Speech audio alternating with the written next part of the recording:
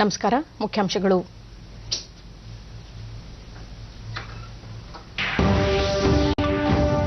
ಇಂದಿನಿಂದ ವಿಧಾನಮಂಡಲ ಅಧಿವೇಶನ. ವಿಧಾನ ಪರಿಷತ್ನಲ್ಲಿ ಭೂ ಸುಧಾರಣೆಗಳ 2ನೇ ತಿದ್ದುಪಡಿ ವಿಧೇಯಕ ಮಂಡನೆ ಸಾಧ್ಯತೆ.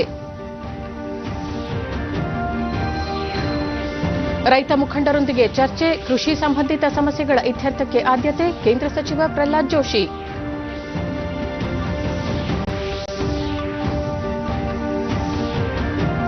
ಆಗ್ರಾ ಮೆಟ್ರೋ ರೈಲು ನಿರ್ಮಾಣ ಕಾಮಗಾರಿಗೆ ವಿಡಿಯೋ ಕಾನ್ಫರೆನ್ಸ್ ಮೂಲಕ ಪ್ರಧಾನಿ ನರೇಂದ್ರ ಮೋದಿ ಚಾಲನೆ. ಇಂದು ಸಶಸ್ತ್ರ ಪಡೆಗಳ ಧ್ವಜ ದಿನ. ಯೋಧರು, ನಾವಿಕರು ಮತ್ತು ವಾಯುಪಡೆ ಸೇನಾನಿಗಳಿಗೆ ಗೌರವ ನಮನ. ವಾರ್ತೆಗಳ ವಿವರ. ರಾಜ್ಯ ವಿಧಾನಮಂಡಲದ ಚಳಿಗಾಲದ ಅಧಿವೇಶನ ಇಂದಿನಿಂದ ಆರಂಭವಾಗಲಿದ್ದು, ಗೋ ಹತ್ಯೆ ನಿಷೇಧ ಸೇರಿದಂತೆ ಹಲವು ಮಹತ್ವದ ವಿಧೇಯಕ ಮಂಡನೆಯಾಗುವ ನಿರೀಕ್ಷೆಯಿದೆ.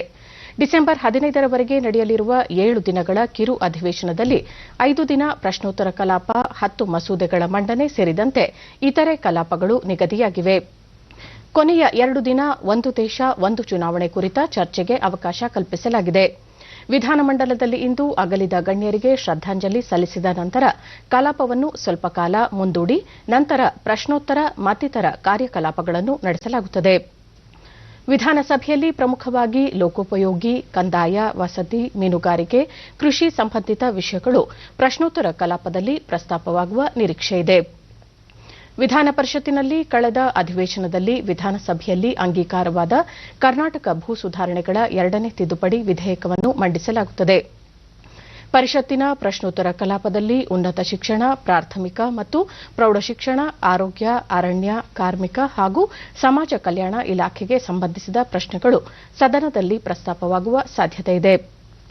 ಜನಪರ ಸಮಸ್ಯೆಗಳನ್ನು ಪ್ರಸ್ತಾಪಿಸಲು ಪ್ರತಿಪಕ್ಷ ಕಾಂಗ್ರೆಸ್ ಹಾಗೂ ಜೆಡಿಎಸ್ ಸಜ್ಜಾಗಿವೆ. ಕಾಂಗ್ರೆಸ್ ಶಾಸಕಾಂಗ ನಾಯಕ ಸಿದ್ದರಾಮಯ್ಯ ನಿನ್ನೆ ಪಕ್ಷದ ಪ್ರಮುಖರ ಜೊತೆ ಚರ್ಚೆ ನಡೆಸಿ ಪ್ರವಾಹ ಪರಿಹಾರ ವಿತರಣೆಯಲ್ಲಿ ವಿಳಂಬ, ಆರ್ಥಿಕ ಪರಿಸ್ಥಿತಿ ಸೇರಿದಂತೆ ಹಲವು ಮಹತ್ವದ ವಿಚಾರಗಳನ್ನು ಸದನದಲ್ಲೇ ಪ್ರಸ್ತಾಪಿಸುವುದಾಗಿ ತಿಳಿಸಿದ್ದಾರೆ.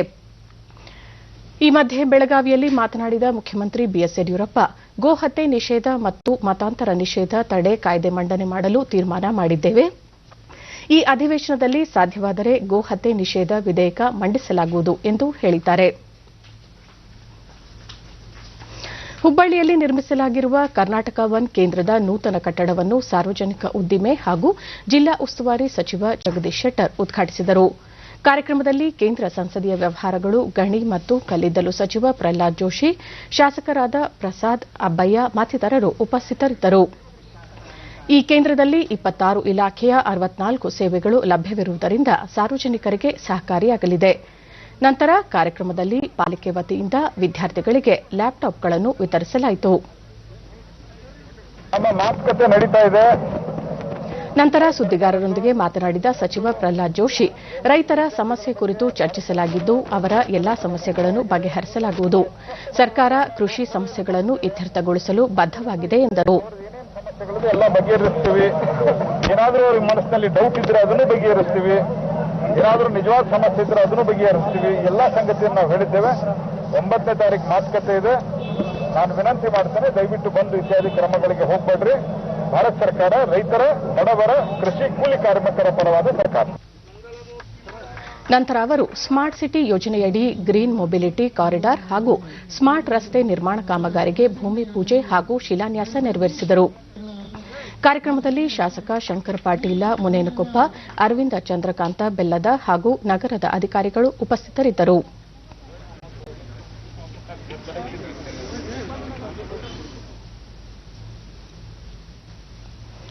ರೈತರ ಹಿತರಕ್ಷಣೆಗೆ ಎನ್ಡಿಎ ಸರ್ಕಾರ ಸಂಪೂರ್ಣವಾಗಿ ಬದ್ಧವಾಗಿದೆ ಎಂದು ಕೇಂದ್ರ ಕೃಷಿ ಸಚಿವ ನರೇಂದ್ರ ಸಿಂಗ್ ತೋಮರ್ ಹೇಳಿದ್ದಾರೆ. ಕೃಷಿ ಸಂಬಂಧಿತ ಸುಧಾರಣಾ ಕಾನೂನುಗಳನ್ನು ವಿರೋಧಿಸಿ ವಿವಿಧ ರೈತಪರ ಸಂಘಟನೆಗಳು ಪ್ರತಿಭಟನೆ ನಡೆಸುತ್ತಿರುವ ಹಿನ್ನೆಲೆಯಲ್ಲಿ ಸರ್ಕಾರದ ಬದ್ಧತೆಯನ್ನು ಪುನರುಚ್ಚರಿಸಿರುವ ಅವರು, ಭವಿಷ್ಯದಲ್ಲೂ ರೈತರ ಹಿತರಕ್ಷಣೆಗೆ ಸರ್ಕಾರದ ಆದ್ಯತೆಯಾಗಲಿದೆ. ಕೃಷಿಗೆ ಸಂಬಂಧಿಸಿದ ಎಲ್ಲಾ ಸಮಸ್ಯೆಗಳ ಕುರಿತು ಮಾತುಕತೆ ನಡೆಸಲು ಸರ್ಕಾರ ಸಿದ್ದವಿದೆ ಎಂದು ಹೇಳಿದ್ದಾರೆ. ಈಗಾಗಲೇ ಸುಮಾರು 40ಕ್ಕೂ ಹೆಚ್ಚು ರೈತ ಸಂಘಟನೆಗಳೊಂದಿಗೆ 5ನೇ ಸುತ್ತಿನ ಮಾತುಕತೆ ನಡೆಸಿದ್ದು, ಇದೇ ತಿಂಗಳ 9ರಂದು 6ನೇ ಸಭೆ ನಡೆಸಲಾಗುತ್ತಿದೆ. ಕನಿಷ್ಠ ಬೆಂಬಲ ಬೆಲೆ ವ್ಯವಸ್ಥೆ ಮುಂದುವರಿಯಲಿದ್ದು ಈ ಕುರಿತು ಅನಗತ್ಯ ಗೊಂದಲ ಬೇಡ. ಎನ್ಡಿಎ ಸರ್ಕಾರದ ರೈತ ಸಂಘಟನೆಗಳು ಭರವಸೆ ಇಡಬೇಕು. ಪ್ರತಿಭಟನೆ ಸಂದರ್ಭದಲ್ಲಿ ರೈತ ಮುಖಂಡರು ಶಿಸ್ತು ಮತ್ತು ಸಂಯಮ ಪ್ರದರ್ಶಿಸುತ್ತಿರುವುದು ಶ್ಲಾಘನೀಯ ಎಂದಿದ್ದಾರೆ. ಕೃಷಿ ಸುಧಾರಣೆಗೆ ಸಂಬಂಧಿಸಿದಂತೆ ಜಾರಿಗೊಳಿಸಿರುವ ಕಾನೂನುಗಳ ಕುರಿತು ರೈತರ ಆಕ್ಷೇಪಣೆಗಳಿಗೆ ಸರ್ಕಾರ ಸೂಕ್ತ ಪರಿಹಾರ ನೀಡಲು ಪ್ರಯತ್ನಿಸಲಿದೆ. ಶೀಘ್ರದಲ್ಲೇ ರೈತರ ಹೋರಾಟ ಕೊನೆಗೊಳ್ಳುವ ವಿಶ್ವಾಸವಿದೆ ಎಂದು ನರೇಂದ್ರ ಸಿಂಗ್ ತೋಮರ್ ಹೇಳಿದ್ದಾರೆ.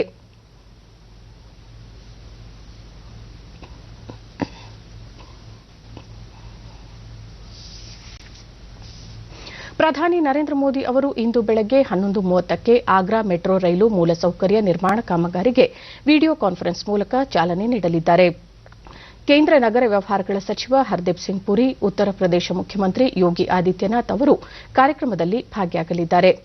ತಾಜ್ ಮಹಲ್, ಆಗ್ರಾ ಕೋಟೆ, ಸಿಕಂದ್ರ ಮೊದಲಾದ ಪ್ರಮುಖ ಪ್ರವಾಸಿ ತಾಣಗಳು ಹಾಗೂ ಬಸ್ ಮತ್ತು ರೈಲು ನಿಲ್ದಾಣವನ್ನು ಸಂಪರ್ಕಿಸಲಿರುವ 29.4 ಕಿಲೋಮೀಟರ್ ಉದ್ದದ ಈ ರೈಲು ಮಾರ್ಗ ಕಾಮಗಾರಿಯನ್ನು 8,379.62 ಕೋಟಿ ರೂಪಾಯಿ ವೆಚ್ಚದಲ್ಲಿ ಉತ್ತರ ಪ್ರದೇಶ ಮೆಟ್ರೋ ರೈಲು ನಿಗಮ 5 ವರ್ಷಗಳಲ್ಲಿ ಪೂರ್ಣಗೊಳಿಸುವ ಗುರಿ ಹೊಂದಿದೆ.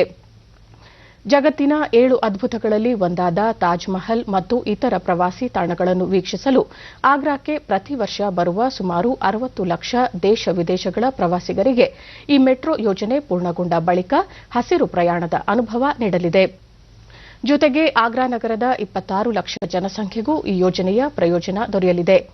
ಆಗ್ರಾ ಉತ್ತರ ಪ್ರದೇಶದ ಪ್ರಮುಖ ನಗರಗಳಲ್ಲಿ ಒಂದಾಗಿದ್ದು, ಮೆಟ್ರೋ ರೈಲು ಸಂಚಾರ ಇಲ್ಲಿನ ಸಂಚಾರದ ಒತ್ತಡವನ್ನು ನಿವಾರಿಸುವುದರ ಜೊತೆಗೆ ವಾಯು ಮಾಲಿನ್ಯವನ್ನು ತಗ್ಗಿಸಲಿದೆ. ಇಂದು ಸಶಸ್ತ್ರ ಪಡೆಗಳ ಧ್ವಜ ದಿನ.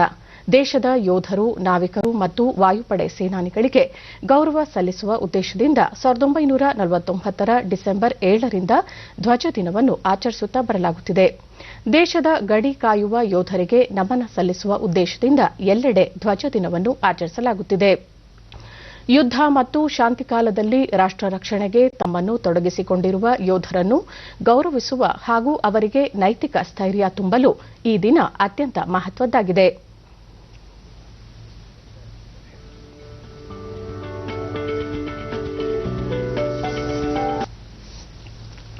ಉಪರಾಷ್ಟಪತಿ ಎಂ ವೆಂಕಯ್ಯ ನಾಯ್ಡು ಯುದ್ಧ ಮತ್ತು ವಿಪತ್ತು ಸಂದರ್ಭದಲ್ಲಿ ವಿಕಲಚೇತನರಾದ ಸೈನಿಕರು, ಹುತಾತ್ಮರು ಮತ್ತು ಅವರ ಕುಟುಂಬಗಳ ಹಿತರಕ್ಷಣೆಗಾಗಿ ಸ್ಥಾಪಿಸಿರುವ ಧ್ವಜ ನಿಧಿಗೆ ಸ್ವಯಂ ಪ್ರೇರಣೆಯಿಂದ ದೇಣಿಗೆ ನೀಡಬೇಕು ಎಂದು ಕರೆ ನೀಡಿದ್ದಾರೆ. ಕೇಂದ್ರ ಭೂ ಸಾರಿಗೆ ಮತ್ತು ಹೆದ್ದಾರಿ ಖಾತೆ ಸಚಿವ ನಿತಿನ್ ಗಡ್ಕರಿ ಧ್ವಜ ದಿನಕ್ಕೆ ಶುಭ ಕೋರಿದ್ದಾರೆ. ನಮ್ಮ ಸಶಸ್ತ್ರ ಪಡೆಗಳ ಧೈರ್ಯ ಮತ್ತು ಸಮರ್ಪಣೆಗೆ ಎಲ್ಲರೂ ನಮಿಸೋಣ ಎಂದು ಟ್ವೀಟ್ ಮಾಡಿದ್ದಾರೆ. ಕೇಂದ್ರ ಆರೋಗ್ಯ ಸಚಿವ ಡಾ ಹರ್ಷವರ್ಧನ್ ಯುದ್ಧ ಸಂದರ್ಭದಲ್ಲಿ ದೈಹಿಕ ನ್ಯೂನತೆಗೆ ಒಳಗಾದ ಮತ್ತು ಹುತಾತ್ಮರಾದ ಕುಟುಂಬಗಳ ನೆರವಿಗೆ ಧಾವಿಸೋಣ ಎಂದು ಕರೆ ನೀಡಿದ್ದಾರೆ. ಕೇಂದ್ರ ವಾರ್ತಾ ಮತ್ತು ಪ್ರಸಾರ ಸಚಿವ ಪ್ರಕಾಶ್ ಜಾವಡೇಕರ್ ದೇಶದ ಗೌರವ ರಕ್ಷಿಸುವಲ್ಲಿ ಗಡಿಯಲ್ಲಿ ಶೌರ್ಯದಿಂದ ಹೋರಾಡುವ ಸೈನಿಕರು ಮತ್ತು ರಾಷ್ಟಕ್ಕಾಗಿ ಪ್ರಾಣಾರ್ಪಣೆ ಮಾಡಿದ ಕುಟುಂಬಗಳ ಕಲ್ಯಾಣಕ್ಕೆ ಕೊಡುಗೆ ನೀಡೋಣ ಎಂದು ಕರೆ ನೀಡಿದ್ದಾರೆ. ರಾಜ್ಯದಲ್ಲಿ ನಿನ್ನೆ ಹೊಸದಾಗಿ 1,321 ಮಂದಿಗೆ ಕೋವಿಡ್ ಪ್ರಕರಣಗಳು ದೃಢಪಟ್ಟಿದ್ದು, ಇದರೊಂದಿಗೆ ಒಟ್ಟು ಸೋಂಕು ಪ್ರಕರಣಗಳ ಸಂಖ್ಯೆ 8,93,006ಕ್ಕೆ ಏರಿಕೆಯಾಗಿದೆ. ನಿನ್ನೆ 889 ಮಂದಿ ಆಸ್ಪತ್ರೆಯಿಂದ ಬಿಡುಗಡೆಯಾಗಿದ್ದು, ಇದುವರೆಗೂ ಗುಣಮುಖರಾದವರ ಸಂಖ್ಯೆ ಒಟ್ಟು 8,55,750ಕ್ಕೆ ತಲುಪಿದೆ. ನಿನ್ನೆ 10 ಮಂದಿ ಸಾವನ್ನಪ್ಪಿದ್ದು, ಮೃತಪಟ್ಟವರ ಸಂಖ್ಯೆ 11,856ಕ್ಕೆ ಏರಿಕೆಯಾಗಿದೆ. ಸದ್ಯ ರಾಜ್ಯದಲ್ಲಿ 25,381 ಸಕ್ರಿಯ ಪ್ರಕರಣಗಳಿವೆ. 280 ಮಂದಿ ರಾಜ್ಯದ ವಿವಿಧ ಆಸ್ಪತ್ರೆಗಳಲ್ಲಿ ತೀವ್ರ ನಿಗಾ ಘಟಕದಲ್ಲಿ ಚಿಕಿತ್ಸೆ ಪಡೆಯುತ್ತಿದ್ದಾರೆ. 99,320 ಮಂದಿಗೆ ಪರೀಕ್ಷೆ ನಡೆಸಿದ್ದು, ಇದುವರೆಗೂ 1,17,13,244 ಮಂದಿಗೆ ಕೊರೋನಾ ಪರೀಕ್ಷೆ ನಡೆಸಲಾಗಿದೆ ಎಂದು ಆರೋಗ್ಯ ಮತ್ತು ಕುಟುಂಬ ಕಲ್ಯಾಣ ಇಲಾಖೆ ತಿಳಿಸಿದೆ. ಬೆಂಗಳೂರಿನಲ್ಲಿ ನಿನ್ನೆ 733 ಮಂದಿಗೆ ಸೋಂಕು ತಗುಲಿದ್ದು, ಒಟ್ಟು ಸೋಂಕು ಪ್ರಕರಣಗಳ ಸಂಖ್ಯೆ 3,74,024ಕ್ಕೆ ಏರಿಕೆಯಾಗಿದೆ. ನಿನ್ನೆ 275 ಮಂದಿ ಆಸ್ಪತ್ರೆಯಿಂದ ಬಿಡುಗಡೆಯಾಗಿದ್ದು, ಇದುವರೆಗೂ ಗುಣಮುಖರಾದವರ ಸಂಖ್ಯೆ 3,50,204ಕ್ಕೆ ಏರಿಕೆಯಾಗಿದೆ. ಸದ್ಯ 19,636 ಸಕ್ರಿಯ ಪ್ರಕರಣಗಳಿವೆ. ಬೆಂಗಳೂರಿನಲ್ಲಿ 7 ಮಂದಿ ಮೃತಪಟ್ಟಿರುವುದು ಸೇರಿದಂತೆ ಒಟ್ಟಾರೆ 4,183 ಮಂದಿ ಸಾವನ್ನಪ್ಪಿದ್ದಾರೆ. ವಿವಿಧ ಜಿಲ್ಲೆಗಳಲ್ಲಿ ವರದಿಯಾಗಿರುವ ಪ್ರಕರಣಗಳ ವಿವರ ಇಂತಿದೆ.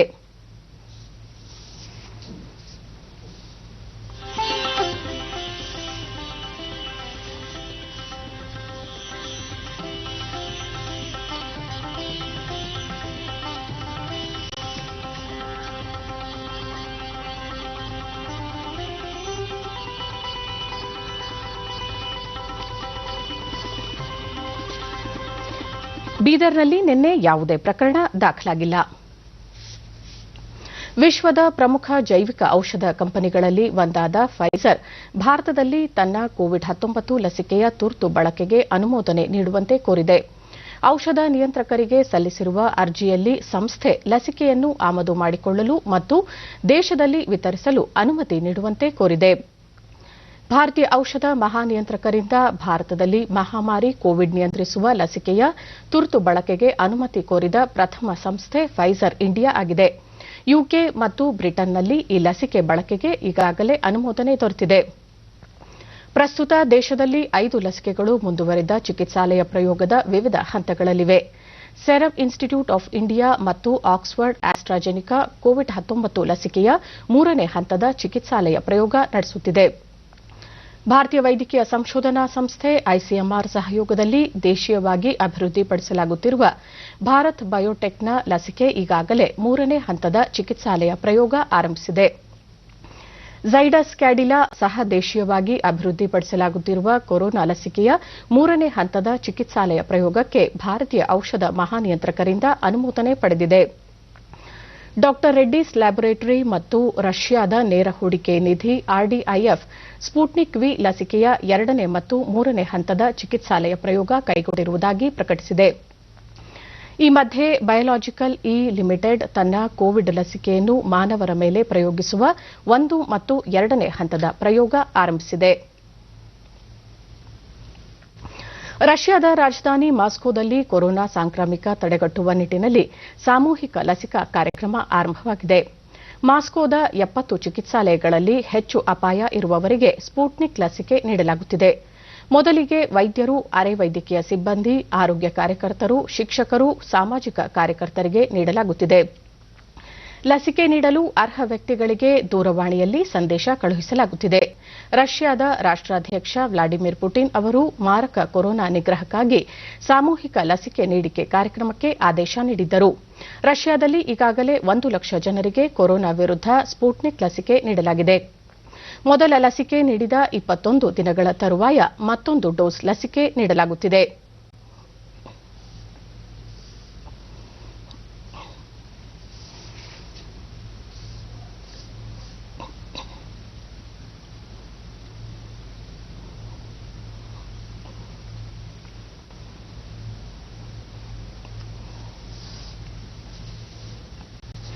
ಆಯುಷ್ ವಲಯದಲ್ಲಿ ರಫ್ತು ಚಟುವಟಿಕೆಯನ್ನು ಹೆಚ್ಚಿಸಲು ಕೇಂದ್ರ ವಾಣಿಜ್ಯ ಮತ್ತು ಕೈಗಾರಿಕೆ ಹಾಗೂ ಆಯುಷ್ ಸಚಿವಾಲಯದ ಸಹಯೋಗದಲ್ಲಿ ರಫ್ತು ಉತ್ತೇಜನ ಮಂಡಳಿ ಸ್ಥಾಪಿಸಲು ತೀರ್ಮಾನಿಸಲಾಗಿದೆ. ಕೇಂದ್ರ ವಾಣಿಜ್ಯ ಮತ್ತು ಕೈಗಾರಿಕಾ ಸಚಿವ ಪಿಯೂಷ್ ಗೋಯಲ್ ನೇತೃತ್ವದಲ್ಲಿ ನಿನ್ನೆ ನಡೆದ ಆಯುಷ್ ವ್ಯಾಪಾರ ಮತ್ತು ಕೈಗಾರಿಕಾ ವಲಯದ ಪ್ರಗತಿ ಪರಿಶೀಲನಾ ಸಭೆಯಲ್ಲಿ ಈ ತೀರ್ಮಾನ ಕೈಗೊಳ್ಳಲಾಗಿದೆ. ಆಯುಷ್ ಸಚಿವ ಶ್ರೀಪಾದ್ ಯೆಸ್ಸೋ ನಾಯಕ್ ಅವರು ಸಹ ಈ ಸಭೆಯಲ್ಲಿ ವಿಡಿಯೋ ಕಾನ್ಫರೆನ್ಸ್ ಮೂಲಕ ಭಾಗಿಯಾಗಿದ್ದರು. ಆಯುಷ್ ವಲಯದ ವ್ಯಾಪಾರ ಮತ್ತು ಕೈಗಾರಿಕಾ ಕ್ಷೇತ್ರದ 50ಕ್ಕೂ ಹೆಚ್ಚು ಪ್ರಮುಖರು ಸಭೆಯಲ್ಲಿ ಪಾಲ್ಗೊಂಡಿದ್ದು, ಈ ಸಭೆಯಲ್ಲಿ ಸುಲಭ ದರ ಮತ್ತು ಗುಣಮಟ್ಟದ ಆಯುಷ್ ಔಷಧಿಗಳನ್ನು ಸ್ಪರ್ಧಾತ್ಮಕ ದರದಲ್ಲಿ ಒದಗಿಸುವ ಕುರಿತು ತೀರ್ಮಾನಿಸಲಾಗಿದೆ.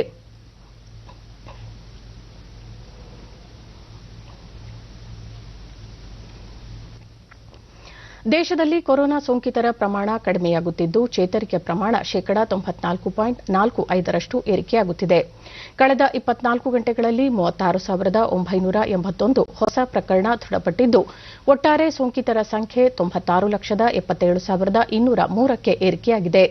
ಸೋಂಕಿತರ ಚೇತರಿಕೆಯ ಪ್ರಮಾಣದಲ್ಲಿ ಏರಿಕೆಯಾಗುತ್ತಿದ್ದು, ಒಟ್ಟು 91,39,901 ಸೋಂಕಿತರು ಗುಣಮುಖರಾಗಿದ್ದಾರೆ.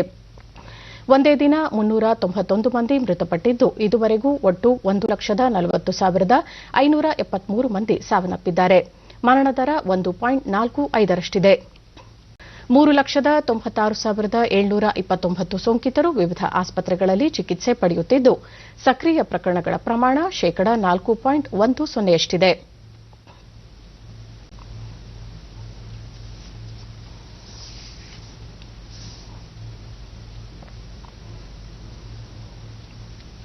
ಮುಂಗಾರು ಹಂಗಾಮಿನಲ್ಲಿ ಕರ್ನಾಟಕ ಸೇರಿದಂತೆ ಹಲವು ರಾಜ್ಯಗಳಿಂದ 45,24,000 ಮೆಟ್ರಿಕ್ ಟನ್ ಬೇಳೆಕಾಳುಗಳು ಮತ್ತು ತೈಲ ಬೀಜಗಳನ್ನು ಕನಿಷ್ಠ ಬೆಂಬಲ ಬೆಲೆ ಯೋಜನೆಯಡಿ ಖರೀದಿಸಲು ಅನುಮತಿ ನೀಡಲಾಗಿದೆ ಎಂದು ಕೇಂದ್ರ ಕೃಷಿ ಸಚಿವಾಲಯ ತಿಳಿಸಿದೆ. ವಿವಿಧ ಉತ್ಪನ್ನಗಳನ್ನು ಬೆಂಬಲ ಬೆಲೆ ಯೋಜನೆಯಡಿ ಖರೀದಿಸುವ ಪ್ರಕ್ರಿಯೆಯನ್ನು ಮುಂದುವರೆಸಲಾಗಿದ್ದು, ಈವರೆಗೆ 32.62 ಲಕ್ಷ ರೈತರಿಂದ ಮುಂಗಾರು ಮಾರುಕಟ್ಟೆ ಋತುವಿನಲ್ಲಿ ಭತ್ತ ಖರೀದಿ ಮಾಡಲಾಗಿದೆ. 63,563 ಕೋಟಿ ರೂಪಾಯಿ ಮೊತ್ತದ ಭತ್ತ ಖರೀದಿಸಲಾಗಿದೆ. ಕಳೆದ ವರ್ಷಕ್ಕೆ ಹೋಲಿಸಿದರೆ ಶೇಕಡಾ 20.27ರಷ್ಟು ಪ್ರಗತಿ ಸಾಧಿಸಲಾಗಿದೆ. ಹಿಂದಿನ ವರ್ಷ 280 ಲಕ್ಷ ಮೆಟ್ರಿಕ್ ಟನ್ ಭತ್ತ ಖರೀದಿಸಿದ್ದು, ಈ ಬಾರಿ ಇದರ ಪ್ರಮಾಣ 336 ಲಕ್ಷ ಟನ್ಗೆ ಏರಿಕೆಯಾಗಿದೆ. ತಮಿಳುನಾಡಿನಲ್ಲಿ ಇಂದಿನಿಂದ ಅಂತಿಮ ವರ್ಷದ ಪದವಿ ತರಗತಿಗಳು ಆರಂಭವಾಗಿವೆ. ಸ್ನಾತಕೋತ್ತರ ಪದವಿ ತರಗತಿಗಳು ಡಿಸೆಂಬರ್ 2ರಿಂದಲೇ ಆರಂಭ ಮಾಡಿದ್ದು, ಭೌತಿಕವಾಗಿ ಹಾಜರಾಗುವುದನ್ನು ಕಡ್ಡಾಯ ಮಾಡಿಲ್ಲ.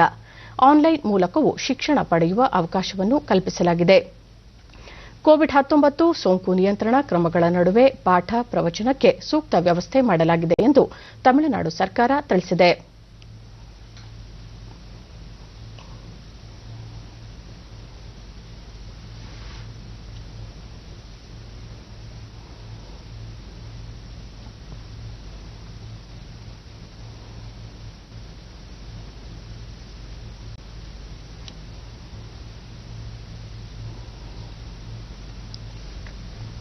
ದೆಹಲಿಯಲ್ಲಿ 5 ಭಯೋತ್ಪಾದಕರನ್ನು ಬಂಧಿಸಲಾಗಿದೆ. ದೆಹಲಿ ವಿಶೇಷ ಪೊಲೀಸ್ ಪಡೆ ಕಾರ್ಯಾಚರಣೆ ನಡೆಸಿ ಬಂಧಿಸಿದ್ದು, ಇವರಿಂದ ಶಸ್ತ್ರಾಸ್ತ್ರ ಹಾಗೂ ಮತ್ತಿತರ ವಸ್ತುಗಳನ್ನು ವಶಪಡಿಸಿಕೊಳ್ಳಲಾಗಿದೆ. ಬಂಧಿತರ ಪೈಕಿ 2 ಪಂಜಾಬ್ ಹಾಗೂ 3 ಕಾಶ್ಮೀರಕ್ಕೆ ಸೇರಿದವರು ಎನ್ನಲಾಗಿದೆ. ಗುಂಡಿನ ಚಕಮಕಿ ನಡೆಸಿ ಈ ಭಯೋತ್ಪಾದಕರನ್ನು ಬಂಧಿಸಿರುವುದಾಗಿ ದೆಹಲಿ ಪೊಲೀಸ್ ಮೂಲಗಳು ತಿಳಿಸಿವೆ.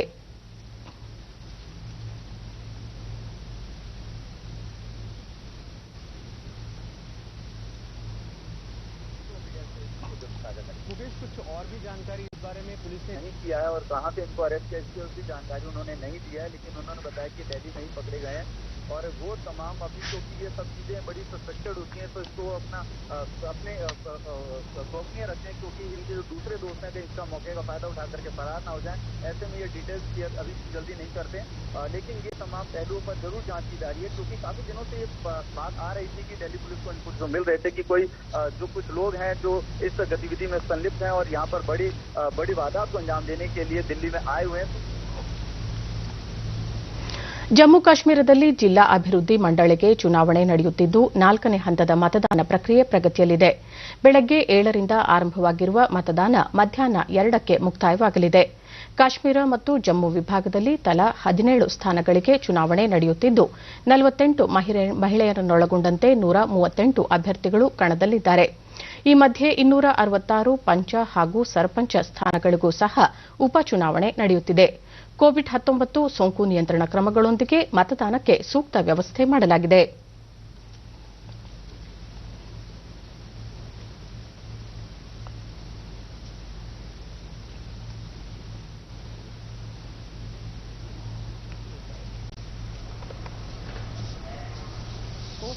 कि महिलाओं की किसी लंबी लाइन यहाँ पर लगी हुई है और पर्याप्त मात्रा में सुरक्षा व्यवस्था भी आप देख सकते हैं। सुरक्षा कर्मी भी यहाँ पर पर्याप्त मात्रा में। ಅಸ್ಸಾಂನ ಬೋಡೋಲ್ಯಾಂಡ್ ಮಂಡಳಿ ಚುನಾವಣೆಗೆ ಮತದಾನ ಪ್ರಗತಿಯಲ್ಲಿದೆ. ಉದಲ್ಗುರಿ ಜಿಲ್ಲೆಯ 10 ಹಾಗೂ ಬಕ್ಸಾ ಜಿಲ್ಲೆಯ 11 ಸ್ಥಾನಗಳಿಗೆ ಮತದಾನ ನಡೆಯುತ್ತಿದ್ದು, 132 ಅಭ್ಯರ್ಥಿಗಳು ಕಣದಲ್ಲಿದ್ದಾರೆ.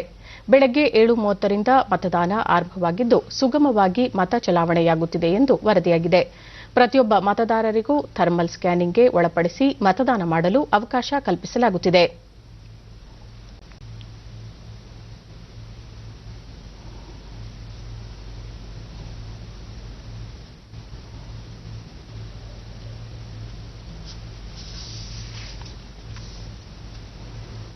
ಜೆರುಸಲೇಂನ ಬೆತ್ಲೆಹ್ಯಾಮ್ನಲ್ಲಿ ಕ್ರಿಸ್ಮಸ್ ವೃಕ್ಷಕ್ಕೆ ದೀಪಾಲಂಕಾರ ಮಾಡಲಾಯಿತು.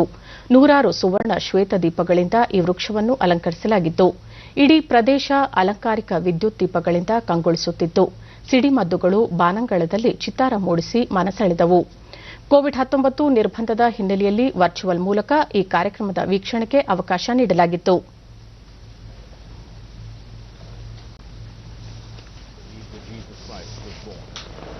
Meanwhile, arrangements were made to witness the ceremony virtually done due to COVID-19 restrictions.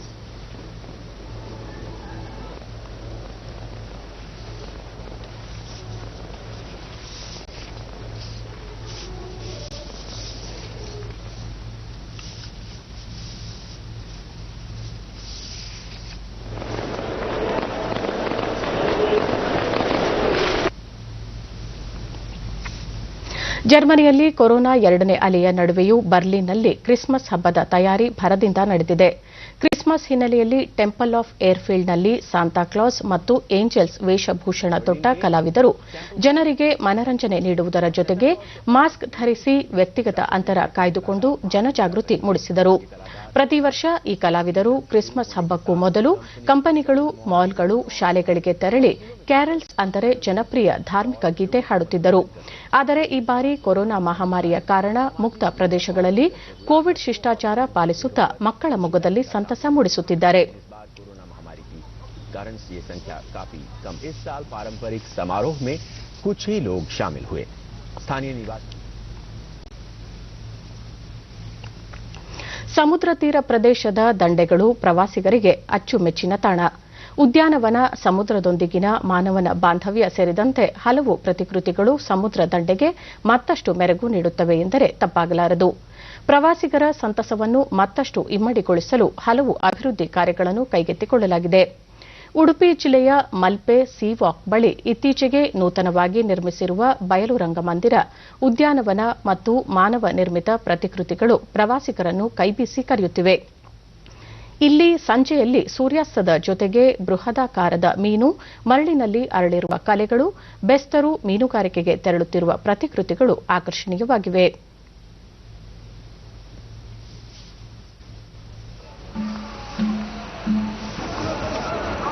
ಸುಮಾರು 2 ಕೋಟಿ ರೂಪಾಯಿ ವೆಚ್ಚದಲ್ಲಿ ಪ್ರವಾಸಿಗ ದಯಾಕರ್ ಮಲ್ಪೆಯ ಸೀವಾಕ್ ಉದ್ಯಾನವನದಲ್ಲಿ ನಿರ್ಮಿಸಲಾಗಿರುವ ರಂಗಮಂದಿರ ಮತ್ತು ಉದ್ಯಾನವನವು ಆಕರ್ಷಣೀಯವಾಗಿದ್ದು ಸಾಂಸ್ಕೃತಿಕ ಕಾರ್ಯಕ್ರಮಗಳನ್ನು ಆಯೋಜಿಸಲು ಇದೊಂದು ಅತ್ಯುತ್ತಮ ಸ್ಥಳವಾಗಿದೆ ಎಂದರು. ವ್ಯವಸ್ಥೆಯನ್ನು ಮಾಡಿಕೊಂಡು ನಾವು ಈಗ ಸುಮಾರು ಒಂದು 6 ಗಂಟೆಗೆ ಬಂದಿದ್ದೇವೆ. ಇಲ್ಲಿ ಎಲ್ಲ ಸುತ್ತಾಡಿದ್ದೇವೆ, ಸುತ್ತಮುತ್ತ ನೋಡಿದೆ, ತುಂಬಾ ಚೆನ್ನಾಗಿದೆ. ದೂರದಿಂದ ಬರುವವರೆಗೂ ಇನ್ನೂ ಹೆಚ್ಚು ಒಂದು ಬೀಚಿಗಿಂತಲೂ ಒಳ್ಳೆಯ ರೀತಿಯಲ್ಲಿ ಸಮಯ ಕಳಲಿಕ್ಕೆ ಮಕ್ಕಳಿಗೆ ಮತ್ತೆ ಹಿರಿಯರಿಗೆಲ್ಲ ಮನಸ್ಸಿಗೊಂದು ನೆಮ್ಮದಿ ಆಗ್ತದೆ. ಇಲ್ಲಿ ಈಗ ಹೊಸ ಉದ್ಯಾನವನ ಮತ್ತೋರ್ವ ಪ್ರವಾಸಿಗ ಸಮುದ್ರ ದಡದಲ್ಲಿ ಮಕ್ಕಳು ಆಟವಾಡುವುದು ವಿಶೇಷ. ಇಲ್ಲಿ ನಿರ್ಮಿಸಲಾಗಿರುವ ಹಲವು ಕಲಾಕೃತಿಗಳು ಮಕ್ಕಳ ಸಂತಸವನ್ನು ಇಮ್ಮಡಿಗೊಳಿಸುತ್ತಿವೆ ಎಂದರು. ಬರಲಿಕ್ಕೆ ಬರುವವರಿಗೆ ಇನ್ನು ತುಂಬಾ ಉದ್ಯಾನವನ ಹಾಗೆ ತುಂಬಾ ವೆರೈಟಿಗಳು ನೋಡ್ಲಿಕ್ಕೆ ಸಿಗ್ತದೆ. ಎಲ್ಲರೂ ಬನ್ನಿ, ಎಂಜಾಯ್ ಮಾಡಿ ನಮ್ಮ ಮಲ್ಪೆ ಸೀವಾಕುವೆಯನ್ನ. ಪೋಷಕರಿಗೂ ಸಮುದ್ರದ ಒಂದು ಸ್ಥಳೀಯರಾದ ನೂತನ್ ಕುಮಾರ್ ಕರಾವಳಿ ಪ್ರದೇಶದ ಬೀಚ್ಗಳನ್ನು ಪ್ರವಾಸಿ ತಾಣಗಳಾಗಿ ಅಭಿವೃದ್ಧಿಪಡಿಸುತ್ತಿರುವುದು ಸಂತಸದ ವಿಚಾರ. ಇದರಿಂದ ಸ್ಥಳೀಯ ಮಟ್ಟದಲ್ಲಿ ಉದ್ಯೋಗಾವಕಾಶಗಳು ದೊರೆಯುತ್ತವೆ ಎಂದು ಅಭಿಪ್ರಾಯಪಟ್ಟರು. ನಿಟ್ಟಿನಲ್ಲಿ ಸ್ಯಾಂಡ್ ಸ್ಕಲ್ಪ್ಚರ್, ಸ್ಯಾಂಡ್ ಆರ್ಟ್ ಕೂಡ ಮಾಡಿದ್ದೇವೆ. ಈ ಒಂದು ಮರಳು ಶಿಲ್ಪದಲ್ಲಿ ಮಕ್ಕಳು ಅದನ್ನು ನೋಡಿ ಅದೇ ರೀತಿಯ ಮಾದರಿಯನ್ನು ರಚಿಸಲು ಪ್ರಯತ್ನಿಸಬಹುದು. ಅದೇ ರೀತಿ ಬೆಕ್ಕು ಮತ್ತೆ ಮೀನು, ಅದೇ ರೀತಿ ಒಂದೇ ದೋಣಿಯಲ್ಲಿ ಹೋಗ ಪಾತಿ ದೋಣಿ ಅಂತ, ಇದು ಈಗ ಈ ಮೋಟಾರ್ ದೋಣಿಯ ಇದರಿಂದ ಅದು ಕಮ್ಮಿ ಆಗ್ತಾ ಇದೆ. ಅದರ ಒಂದು ಘಟನೆ ನೆನಪಿಸುವ ಉದ್ದೇಶದಿಂದ ಆ ದೋಣಿ ಶಿಲ್ಪವನ್ನು ಕೂಡ ಇಲ್ಲಿ ರಚಿಸಲಾಗಿದೆ. ಜಲಪಾತಗಳ ತವರೂರು ಎಂದು ಖ್ಯಾತಿ ಪಡೆದಿರುವ ಉತ್ತರ ಕನ್ನಡ ಜಿಲ್ಲೆಯ ಅಂಕೋಲಾ ತಾಲೂಕಿನ ದಟ್ಟ ಅರಣ್ಯದ ನಡುವೆ ಭೂರ್ಗರೆಯುವತ್ತ ಧುಮ್ಮಿಕ್ಕುತ್ತಿರುವ ವಿಭೂತಿ ಫಾಲ್ಸ್ ಪ್ರವಾಸಿಗರನ್ನು ಕೈಬೀಸಿ ಕರೆಯುತ್ತಿದೆ. ಕೊರೋನಾದಿಂದಾಗಿ ಪ್ರವಾಸಿಗರ ವೀಕ್ಷಣೆಗೆ ಹಲವು ದಿನಗಳ ಕಾಲ ನಿಷೇಧ ಹೇರಲಾಗಿತ್ತು. ಆದರೆ ಇದೀಗ ಸುರಕ್ಷತಾ ಕ್ರಮಗಳೊಂದಿಗೆ ಸಾರ್ವಜನಿಕ ಪ್ರವೇಶಕ್ಕೆ ಮುಕ್ತವಾಗಿದೆ. ಪ್ರಕೃತಿಯ ರುದ್ರ ರಮಣೀಯ ದೃಶ್ಯವನ್ನು ಕಣ್ತುಂಬಿಕೊಳ್ಳಲು ರಾಜ್ಯದ ವಿವಿಧ ಜಿಲ್ಲೆಗಳಿಂದ ಪ್ರಕೃತಿ ಪ್ರಿಯರು, ಪ್ರವಾಸಿಗರು ಹಾಗೂ ಛಾಯಾಚಿತ್ರಗಾರರು ಇಲ್ಲಿಗೆ ಆಗಮಿಸುತ್ತಿದ್ದಾರೆ. ಈ ಹಿನ್ನೆಲೆಯಲ್ಲಿ ಅರಣ್ಯ ಇಲಾಖೆ ಪ್ರವಾಸಿಗರ ಅನುಕೂಲಕ್ಕಾಗಿ ಅಗತ್ಯ ಮೂಲ ಸೌಲಭ್ಯಗಳ ವ್ಯವಸ್ಥೆ ಮಾಡಿದೆ. ಪ್ರಕೃತಿ ಪ್ರಿಯ ಛಾಯಾಗ್ರಾಹಕರು ತಮ್ಮ ಕ್ಯಾಮೆರಾದಲ್ಲಿ ಸೌಂದರ್ಯ ಸೆರೆ ಹಿಡಿಯುವುದರಲ್ಲಿ ಮಗ್ನರಾಗಿರುವ ದೃಶ್ಯ ಸಾಮಾನ್ಯವಾಗಿದೆ. ಕೋವಿಡ್-19 ಆತಂಕದಿಂದಾಗಿ ಪ್ರವಾಸಿಗರು ನೀರಿನಲ್ಲಿ ಆಟವಾಡುವುದಕ್ಕೆ ತಾತ್ಕಾಲಿಕವಾಗಿ ನಿಷೇಧ ಹೇರಲಾಗಿದೆ. ದೂರದಿಂದಲೇ ಜಲಪಾತವನ್ನು ವೀಕ್ಷಿಸಲು ಅವಕಾಶ ಕಲ್ಪಿಸಲಾಗಿದೆ.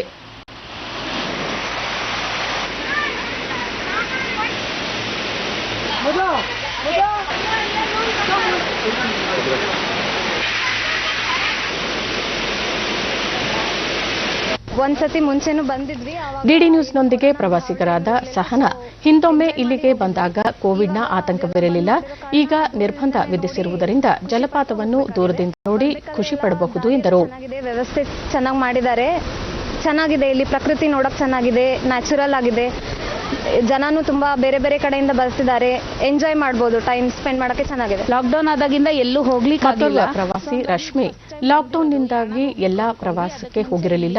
ಮೊದಲ ಬಾರಿಗೆ ಇಲ್ಲಿಗೆ ಭೇಟಿ ನೀಡಿದ್ದು ಇಲ್ಲಿನ ಪ್ರಕೃತಿ ಸೌಂದರ್ಯ ನೋಡಲು ತುಂಬಾ ಚೆನ್ನಾಗಿದೆ, ಮನಸ್ಸಿಗೆ ಮುದ ನೀಡಿದೆ ಎಂದು ತಿಳಿಸಿದರು. ಎಂಜಾಯ್ ಮಾಡ್ತಾ ಇದ್ದಾರೆ, ತುಂಬಾ ಖುಷಿ ಆಯ್ತು ಫಾಲ್ಸಿಗೆ ಬಂದು. ಬರ್ಬೇಕು ಅಂದ್ರೆ ಆರಾಮಾಗಿ ಮಕ್ಕಳು ಕರ್ಕೊಂಡು ಎಂಜಾಯ್ ಮಾಡ್ಬೋದು. ಇಲ್ಲಿ ಬಂದ್ರೆ ಬೆಳಗ್ಗೆಯಿಂದ ಸಂಜೆವರೆಗೂ ಆರಾಮಾಗಿ ನೀರಲ್ಲಿ ಆಟ ಆಡ್ಕೊಂಡು ಎಂಜಾಯ್ ಮಾಡ್ಬೋದು. ನಾನು ಇಲ್ಲಿ ತುಂಬಾ ಎಂಜಾಯ್ ಮಾಡ್ತಾ ಇದ್ದೀನಿ. ಇಲ್ಲಿ ಜಾಗ ತುಂಬಾ ಚೆನ್ನಾಗಿ. ಬಾಲಕ ಮೋಹನ್, ಧುಮ್ಮುಕುತ್ತಿರುವ ನೀರನ್ನು ನೋಡಿ ಸಂತಸವಾಯಿತು. ನಗರ ಪ್ರದೇಶಗಳಲ್ಲಿ ಇಂತಹ ಸೌಂದರ್ಯ ಸಿಗುವುದಿಲ್ಲ ಎಂದರು. ನೀರ್ ಚೆನ್ನಾಗೈತೆ, ವಾತಾವರಣ ಚೆನ್ನಾಗೈತೆ, ನೇಚರ್ ಅಂತೂ ಫುಲ್ ಸೂಪರ್ ಆಗೈತೆ. ನಮ್ ಬೆಂಗಳೂರಲ್ಲಿ ಫುಲ್ ಮಳೆ ಹಿಡ್ಕೊಂಡ್ಬಿಡೈತೆ. ಇಲ್ಲಿ ಹಿಂಗಿಲ್ಲೇ ಇಲ್ಲ ನೇಚರು. ಪ್ರವಾಸೋದ್ಯಮ ಇಲಾಖೆಯ ಜೀವರಕ್ಷಕ ಸಿಬ್ಬಂದಿ ವಿಜಯ್, ಈ ಪ್ರಾಕೃತಿಕ ಸೌಂದರ್ಯವನ್ನು ಕಣ್ತುಂಬಿಕೊಳ್ಳಲು ವರ್ಷಪೂರ್ತಿ ಪ್ರವಾಸಿಗರು ಇಲ್ಲಿಗೆ ಭೇಟಿ ನೀಡುತ್ತಾರೆ. ನವೆಂಬರ್, ಡಿಸೆಂಬರ್ ಮಾಸಗಳಲ್ಲಿ ಹೆಚ್ಚಿನ ಸಂಖ್ಯೆಯಲ್ಲಿ ಪ್ರವಾಸಿಗರು ಆಗಮಿಸುತ್ತಾರೆ. ಅಲ್ಲದೆ ಕೋವಿಡ್ ನಿಯಮಗಳನ್ನು ಕಡ್ಡಾಯವಾಗಿ ಪಾಲಿಸುವಂತೆ ಸರ್ಕಾರ ಆದೇಶಿಸಿದೆ. 2 ಗಂಟೆಗಿಂತ ಹೆಚ್ಚು ಕಾಲ ಪ್ರವಾಸಿಗರು ಇಲ್ಲಿ ಉಳಿಯುವಂತಿಲ್ಲ ಎಂದು ತಿಳಿಸಿದರು.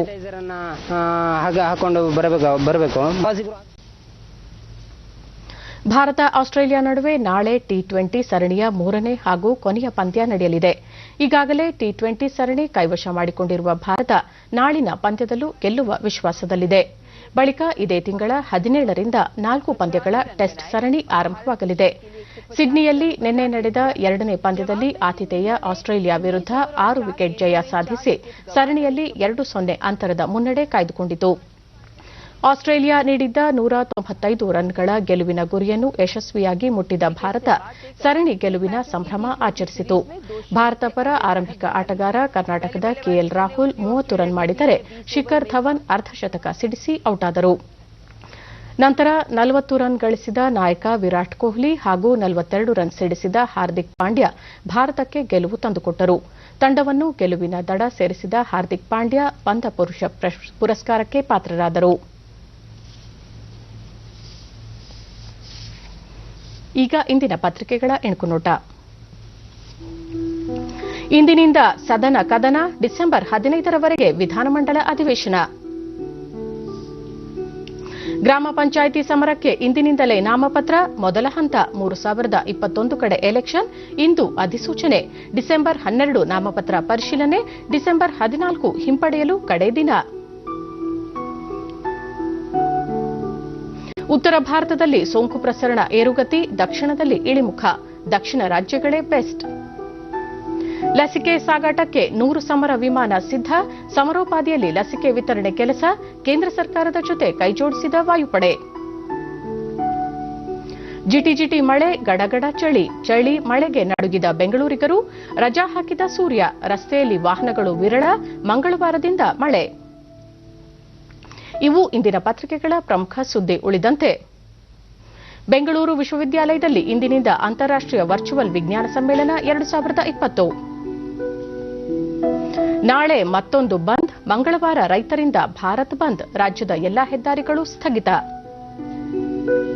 10ರಿಂದ ಧರ್ಮಸ್ಥಳ ಲಕ್ಷದೀಪೋತ್ಸವ, 13, 14ರಂದು ಸರ್ವಧರ್ಮ ಸಾಹಿತ್ಯ ಸಮ್ಮೇಳನ, ವಸ್ತು ಪ್ರದರ್ಶನ ಇಲ್ಲ. ಇಂಧನ ಬೆಲೆ ಸತತ ಏರಿಕೆ, ರಾಜ್ಯದಲ್ಲಿ ಪೆಟ್ರೋಲ್ 29 ಪೈಸೆ, ಡೀಸೆಲ್ 30 ಪೈಸೆ ದುಬಾರಿ. ಭಾರತಕ್ಕೆ ಸತತ 5ನೇ ಟಿ20 ಸರಣಿ ಜಯ, ಆಸ್ಟ್ರೇಲಿಯಾ ವಿರುದ್ಧ 2ನೇ ಟಿ20 ಪಂದ್ಯದಲ್ಲಿ 6 ವಿಕೆಟ್ ಗೆಲುವು.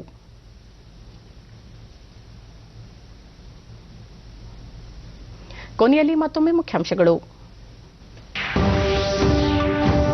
ಇಂದಿನಿಂದ ವಿಧಾನಮಂಡಲ ಅಧಿವೇಶನ, ವಿಧಾನ ಪರಿಷತ್ನಲ್ಲಿ ಭೂ ಸುಧಾರಣೆಗಳ 2ನೇ ತಿದ್ದುಪಡಿ ವಿಧೇಯಕ ಮಂಡನೆ ಸಾಧ್ಯತೆ. ರೈತ ಮುಖಂಡರೊಂದಿಗೆ ಚರ್ಚೆ, ಕೃಷಿ ಸಂಬಂಧಿತ ಸಮಸ್ಯೆಗಳ ಇತ್ಯರ್ಥಕ್ಕೆ ಆದ್ಯತೆ, ಕೇಂದ್ರ ಸಚಿವ ಪ್ರಹ್ಲಾದ್ ಜೋಶಿ.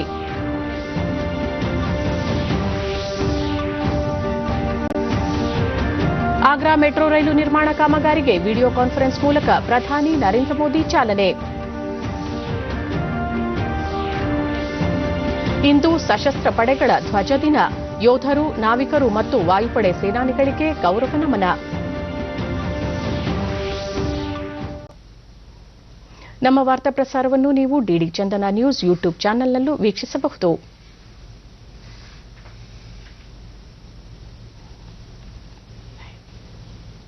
ನಮ್ಮ ಮುಂದಿನ ವಾರ್ತಾ ಪ್ರಸಾರ ಮಧ್ಯಾಹ್ನ 1 ಗಂಟೆಗೆ ಡಿಡಿ ಚಂದನದಲ್ಲಿ. ನಮಸ್ಕಾರ.